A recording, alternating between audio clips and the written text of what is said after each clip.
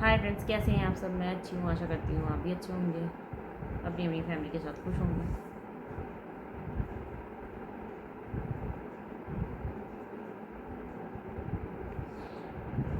मेरे हस्बैंड रविशंकर, निवासी लालगंज पर्वतखेड़ा गांव के। मैं अपने ससुराल वालों से ये बोलना चाहती हूँ, अपने हस्बैंड नंद नंदोई चंदा देवी से, समझ गए, मेरी ज़िंदगी में उतना ही घुसना।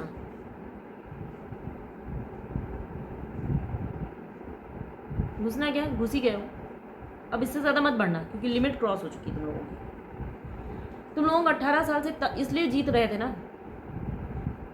क्योंकि मैं लड़ नहीं रही थी, मैं आवाज़ नहीं उठा रही थी, मैं रिश्ता बचाने में लगी थी कि कैसे भी करके मेरी शादी बच जाए, जो मैं निभा रही थी सब अपने रिश्ते में।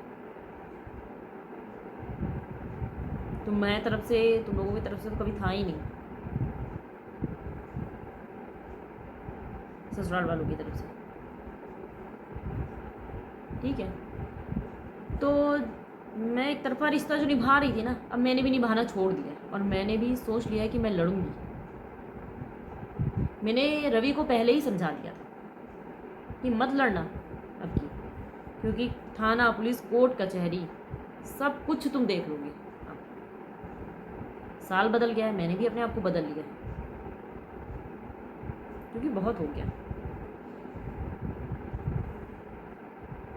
और उसके बावजूद वो इंसान नहीं मान रहा, और फिर रो रो के माफ़ी मांगते हो। यार ये बात गलत है तुम लोगों की, ठीक है। अपने हिस्से का तुम लोग कर लेते हो टॉर्चर, और जब मैं करना स्टार्ट करती हूँ तब तुम लोगों को रोना धोना चालू हो जाता है। तो ये चीज़ गलत है ना। अगर मुझे लड़ना नहीं होता तो मैं यहाँ करके यूट्यूब पे बैठती, बोलती नहीं, बोलती ना। और मैं खुद चाहती हूँ कि चीज़ें निकल के दुनिया के सामने आ जाए, सारी चीज़ें, सारा सच। तो जब लड़ रहे हो तो फिर लड़ो,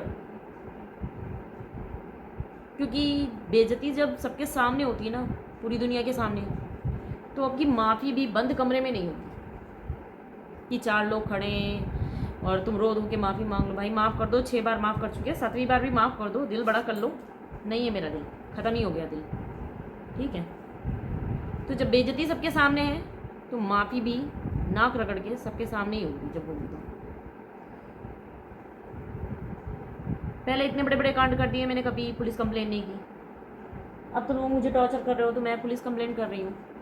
रविशंकर तो 2 दिन जेल भी हो क्या है। सुधर जाओ, बाकी ज़िंदगी जेल में काटोगे, कोई मतलब नहीं बनेगा। और रही कोर्ट जाने की बात, तो कोर्ट ना मेरे पास बाद का ऑप्शन है, ठीक है।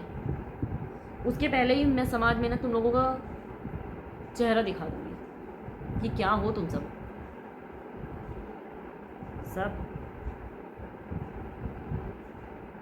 क्योंकि गलत मैं नहीं हूँ ना, तो डर तो मेरे अंदर भी नहीं है। मुझे रिश्ता खोने का डर था, रिश्ता, जो डर भी तुम लोगों ने डरा डरा के मेरे को निकाल दिया मेरे अंदर से। मैं बहुत कुछ खो चुकी हूँ इस शादी को बचाने के लिए, अब और नहीं।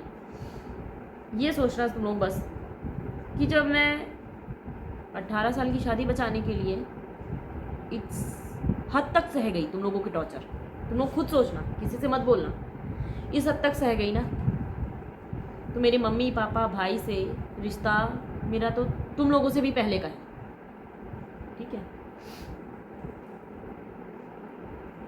मतलब 33 साल का है मेरे फैमिली से रिश्ता। तो उस रिश्ते के लिए, उन लोगों को बचाने के लिए मैं किस हद तक जाऊंगी ना, तुम लोग सोच भी नहीं सकते।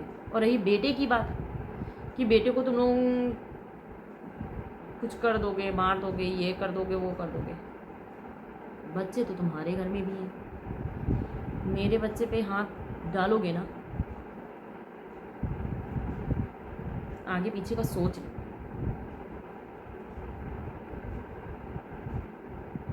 क्योंकि मैं पहले वाली सानू नहीं हूँ।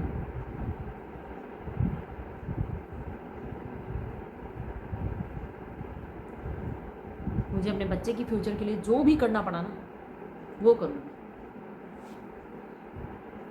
और ना प्रयागराज दूर था, मैं अनजान जगह पे चली गई, मैंने पता कर लिया। तो रमईपुर भी दूर नहीं है भाई, और पर्वत खेड़ा तो मेरा देखा हुआ है। तो ज़िंदगी में ज़्यादा घुसो मत, मेरे कलेश मत मचाओ। मैं शांति से जी रही हूँ ना, अलग जीने दो, इसी में सबकी भलाई है। मुझे वो मुसीबत बनाओ अपनी लाइफ में जिसको तुम लोग खुद बुला रहे हो कि आ जाओ तबाही करने के लिए, और बाद में रोने धोने से कोई मतलब नहीं बनेगा। क्योंकि मैं कुछ भी करूँगी ना तो सीधा यूट्यूब पे डालूँगी, पूरी दुनिया देखेगी, जैसे अभी देख रही है। तुम लोगों की इज्जत जा रही है।